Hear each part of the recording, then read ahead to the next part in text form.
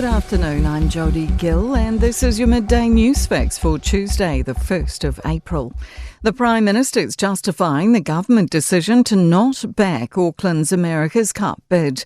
Auckland Unlimited has confirmed the city is unable to proceed with its bid for the 2027 event. It says it relied on funding from Auckland Council, central government and the private sector and has been told the government can't provide the funds.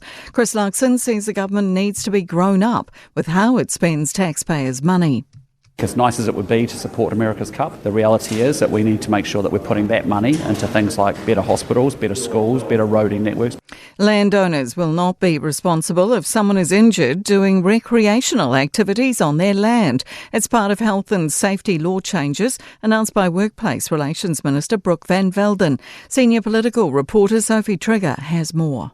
The Minister says New Zealand's work health and safety settings have reduced appetite for outdoor activities, claiming it's created a culture of fear among landowners worried about liability. Under the changes, the law makes clear responsibility for any accidents lies with the organisation running the activities, not the owners of the private land, farm, school grounds or national park where it occurs.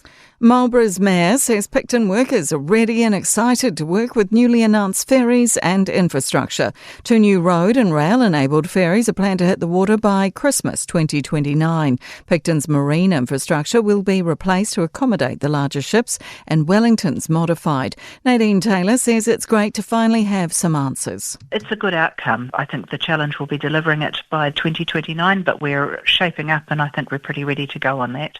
2 people have been found dead in a harbourside Wellington suburb. They were found by police after a request for a welfare check in Roseneath last night from a concerned family member. The government's introducing a Māori economic growth plan aimed at boosting jobs and incomes. The new framework to be released today will focus on increasing infrastructure investment, accelerating exports and unlocking potential.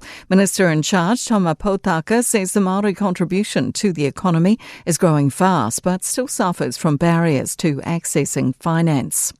Warm temperatures are expected this week as well as heavy rainfall. A low-pressure system will hit the South Island tomorrow and the North Island on Friday. The west coast of the South Island, including Westland, Grey District, Buller and Nelson, will be the worst affected. Met Service meteorologist Tapi Makabutane says night temperatures will sit at 18 degrees this week. With this warmer air from the north, we're expecting those warm temperatures, especially in the overnight hours.